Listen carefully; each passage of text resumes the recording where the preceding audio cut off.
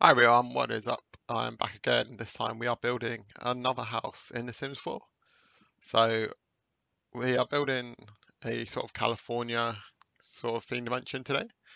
Um, well, Beverly Hills mansion, so that would be California.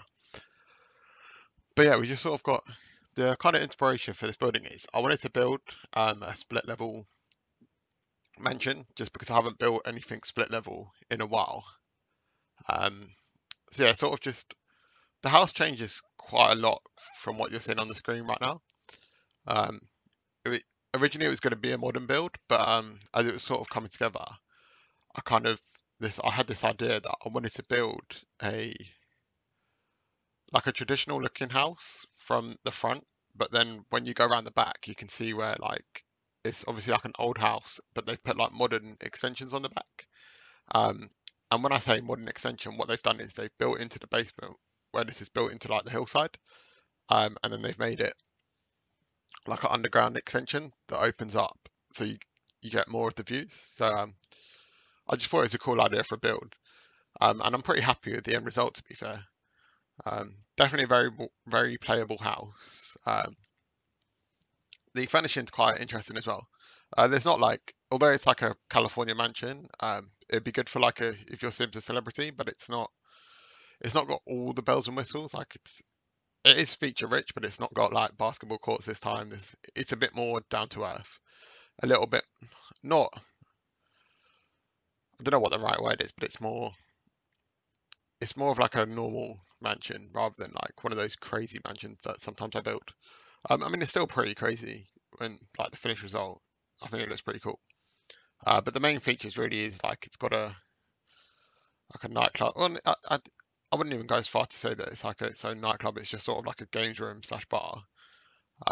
Then we've got like a recording studio. So if your sim likes making music, which is always fun, you've got like a music studio. You've got a ton of bedrooms. I did put like a really cool garage in this house as well.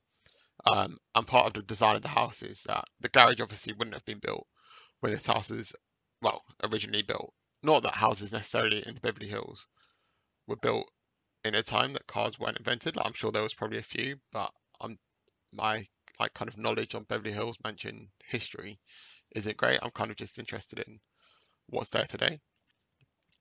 But I mean, it could have well be that this house was maybe built in kind of like the 20s or 30s originally, and it was kind of built in that kind of neoclassical style. And then later on, they've just renovated it further in like the 21st century just to make it a cool place to live. You see those two dormers on the side, they stay pretty much throughout the whole video, but I do end up deleting them in the end, so the final house doesn't have them. And the reason for that is that the whole attic space, like it is accessible, but there's nothing up there. Just because I actually didn't want to put anything up there, just because if you're playing in this house, the attic space is on the fourth floor, and it's just a bit of a pain to use. And like, I didn't need that space for anything, but I have made it accessible so that if you're playing the game and you're using this house and you want to kind of use that area, then at least you can use it. It's not, I've not just sort of cut it off and made it unusable. But yeah, I just got rid of the dormers because when you look at the house from the front, they sort of just broke up like the lines and they just didn't quite fit well. And I just didn't think they looked right, so I ended up getting rid of them. Another thing that changes in this house as well is originally I was going to have like these two courtyards on either side, so it kind of looks kind of like not like Buckingham Palace because obviously it's a completely different building, but Buckingham Palace has like these two courtyards, but obviously they're arranged in a completely different layout. But originally I was going to keep with those courtyards, but I found in the past whenever I use build courtyards in builds, like I don't know, like for me, courtyards are fine. Um, in terms of if you're in a plot that hasn't got much outdoor space and you want a bit of outdoor space, then fair enough. But for this build, it just didn't make any sense to have courtyards, and like there wasn't much to fill them with, and it just made the downstairs layout a bit of a pain to do, really. So the courtyards ended up going, but what it meant is there was quite a cool space like above where the courtyards would have been to use as like an outdoor area for the upstairs. And just talking about the kind of upstairs, the upstairs is just the master bedroom. So that's all that's upstairs. The main bedrooms are actually on the ground floor. Well, on the ground floor. Um, along with all like the kind of living area, and then you've got some living areas in the basement as well, and you've also got like a home cinema down there. And this building actually has two outbuildings. The first one is in the garden and it's really small. It's just like a shower block. But then the second one is actually at the front of the house, and it's almost like a miniature version of the house. And it's where if you wanted like a butler to live, or you just wanted like a guest house, or you could download it and turn it into whatever you want really. Maybe you don't want to live in the house and you just want to live in um, the little outhouse. You could do that as well. Not sure why you'd download the house to do that, but it's certainly an option. And then just the landscaping of this house. There isn't a ton of footage of it just because it's quite repetitive, like a lot of me just placing like bushes, um, rocks and stuff like that. But the landscaping actually ended up being really cool. And one of the reasons why I like building a split level house and using terrain tools is it just looks more realistic.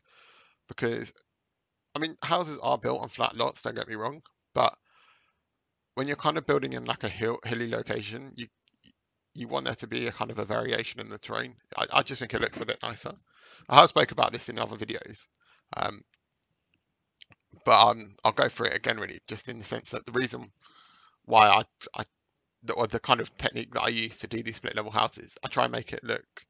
I always use a plot, I always use a plot that looks like there could be a variation in terrain, because if you put use the terrain tools in like an urban block, like a blocks, for example, in the middle of Del Sol Valley, it's going to look very out of place, just because you wouldn't just have like these random hills. Like you would have hills in cities, but just the way it is in The Sims, like it just doesn't seem like it'd be that realistic. Whereas on this plot, you can sort of you don't want to build the hills too tall, but if you kind of do like a small hill, it does look quite realistic, I think. And I think it ended up looking really nice in the end, this house. Um, Partly because of the landscaping, and I actually really enjoyed the landscaping on this house. I was watching a lot of Sims videos online, and I was getting inspiration off like their houses, because I think that's one area where I do need to kind of work on is the landscaping of the builds, because sometimes my landscaping is just a little bit questionable. Um, and I'll be honest, like I struggled to landscape if it's a completely flat plot. Like for me to do landscaping, I need some terrain variation. And you'll see here, I'm just digging like these ditches. And the actual reason for that is if you want to place rocks in the terrain, it's just a lot easier to kind of pre-build a hole and then place the rocks in it, because the way the kind of physics of the Sims work, the rock placement can be quite difficult on a hill, because what will happen is if you don't dig those ditches and you just want to like cascade rocks down the hill, you end up with like the rocks almost look like they're floating, whereas if you dig a ditch and then build them around it, it just prevents that. So that's the main reason I do it. And I like to place rocks just in random bits of hill, just because it's kind of rocky terrain anyway in Del Sol Valley. So why not just carry on the theme? As you can see, I'm just building a layout as well of the house. Um, the layout of this house changes a lot from what you're seeing here. Pretty much like this first layout of the house just didn't work for me at all. It was just very pokey, and it just didn't seem right for the house. And the reason it ended up being quite pokey and just not a good layout um, was because of those courtyards. But skip that, and then end up just changing the layout. So the finished layout is a lot better. And then interestingly, right now we're building the recording studio. Um, and anyone with a keen eye will notice that the recording studio actually moves place. So the actual look of the recording studio stays exactly the same. Um, but I changed the downstairs layout completely as well. Um, it just wasn't any good, the downstairs layout. Like it basically, because of the terrain tools that I was using platform tools, and in order for the platform tools to work well, I had to but also have garden access. Like the doors would have been on different height to like the hallways. Quite confusing to explain, but it made it a little bit more difficult just to plan the floor plan, just based on the fact that there would be different variations of platforms um, causing different levels in the basement area. So it was a little bit difficult to work around, but the end result, I think it looks really good. But yeah, just doing the recording studio, spent quite a lot of time on this room just because I actually find them really fun to build. Like I love building recording studios. I think they just look really cool. They're not really functional in the sense that it won't be used as like the sound room won't be used and you won't record kind of, but You can still practice music in there, or you can practice DJing, or you can just use the computer for whatever. So they're very useful rooms to have. They just don't function as like a conventional recording studio. Now we're just building the cinema room. This house ends up having loads of TVs, and it's basically because halfway through building it, I decided, well, I'm just going to make this house not super expensive. Well, I say super expensive. It ends up costing about 1.3 million, which in Sims money, 1.3 million is a lot. So most houses that I build are about 600 to 800,000 of this size.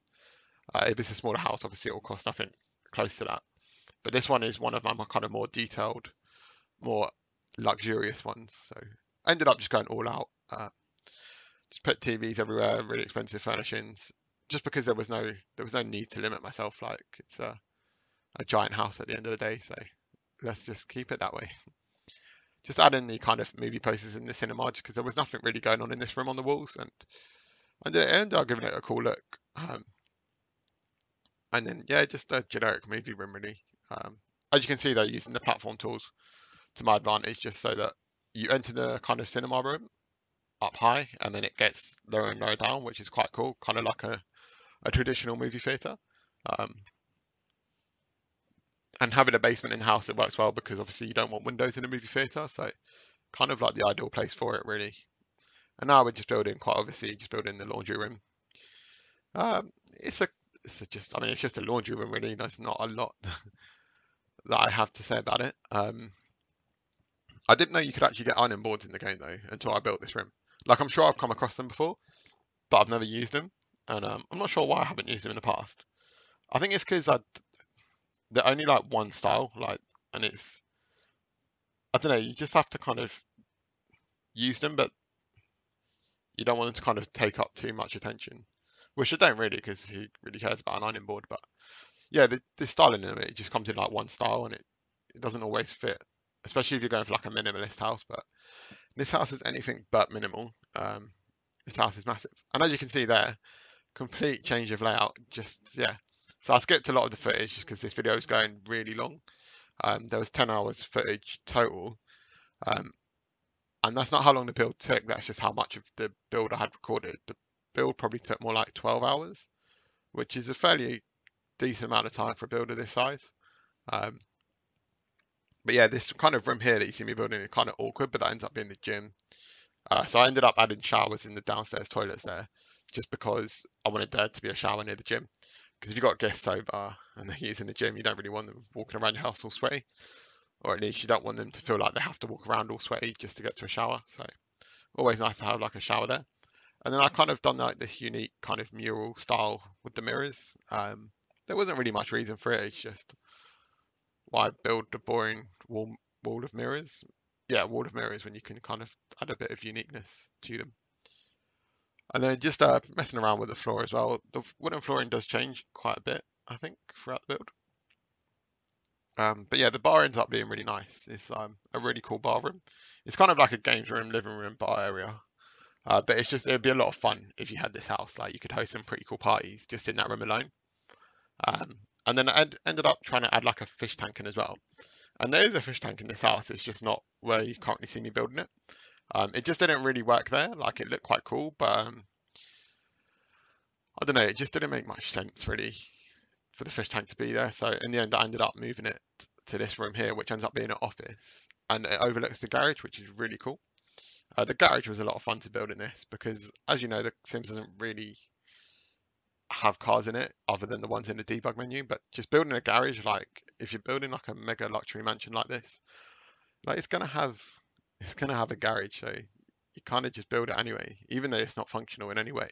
Like I put like the kind of like the workshop desk there, but yeah, it's not that functional. But the cool thing about the garage is that you park your car and you kind of get the views because you've got windows in the garage overlooking the outside. And I think that's really cool when you're inside to be overlooking the outside. But it's also really cool from the outside to look in, then see the cars parked on that kind of like ground level area, as it were.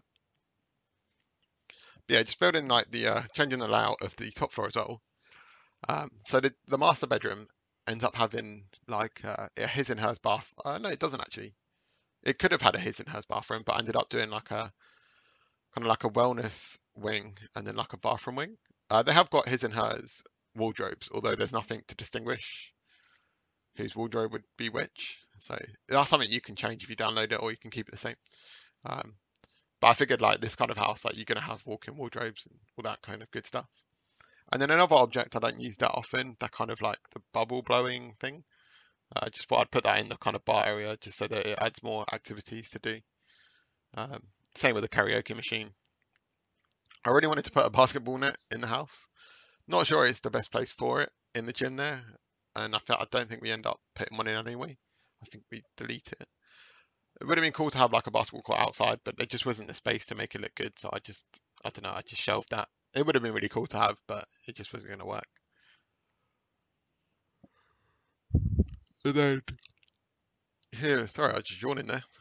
Here's kind of like the main office for the house. Every kind of big house like this pretty much has an office, and it's kind of almost like a officey area. So you come out the garage and you got offices on the left, right. One of them's like a streaming office, one of them's a music office, and the other's just a generic office. Like you can use them for whatever you want, but I just thought it's cool. And then I had like a little space there, didn't know what to do with it. So I just put the jet ski there on a platform, thought that looked really nice as well. And then just adding mirrors because I could have put artwork in there, but I just thought it looked cooler to have the mirrors. And it makes the space look a lot bigger than it actually is. Probably be quite awkward if you're driving into the garage with all those mirrors. You might accidentally crash into them because you might not notice they're there, which is probably not a good thing, but it is The Sims, it doesn't matter. But also, if you have this house, you probably won't drive your own car, especially if it's a limo. So, like, it's not really your problem. So you can just sort of do your thing and not have to worry. But just adding more movie posters into the hallway down in the basement area, just because it is by the cinema, so it just makes sense. Kind of sets the theme, and it's almost kind of like a museum down in that hallway with all like the different props, statues. Um, so yeah, just something interesting, especially if you're entertaining guests. You kind of want to maybe want to show off your collection of whatever you have. Um, and you can always change it up if you download the house. You can always put your own stuff there, and that's what I love about The Sims. Really, is that you can download this house, and you might be like, well, this is a cool house, but I really hate the way that you finished it. I'm going to furnish it my way, and that's the cool thing about it. And the reason why the furnishing you'll see in this house, especially for the bedrooms, is quite generic, is because I don't have when I build these houses, I don't set myself like a brief. It's not like I don't say to myself, oh yeah, I'm building this house for a family, or I'm building this house for a rich, wealthy celebrity. Like I don't have a set. I kind of have an idea of who might live in it, but I never furnish it to a specific like too specifically unless it's a house that I'm using for my own gameplay. Because if you download the house, it's a lot easier to kind of customize it and make it your own if it's quite generic. So you'll see the bedrooms, they're pretty much all the exact same furniture, but in just different color variations and slight different artwork, which I thought was pretty cool. Kind of makes it feel like a bit like a hotel, but as I say, like that it was done deliberately so that obviously if you download it, I'd love to see what you do with the bedrooms. Just because if you move a family in, you're going to have to change some of it because there's no toddler bed in this house. There's no um, team room in this house. It's all just generic guest bedrooms. But yeah, you also find that in this house, I had a lot of like curtains. They're probably quite annoying to be fair for gameplay, but the reason why I do it is because interesting fact, like when I'm playing The Sims, I never play with the walls down. Like I always play with the walls up, um, which I think is a bit unusual. I think most people usually play with like the cutaways so that you can see past the walls kind of thing. But I don't play like that, and I don't know why.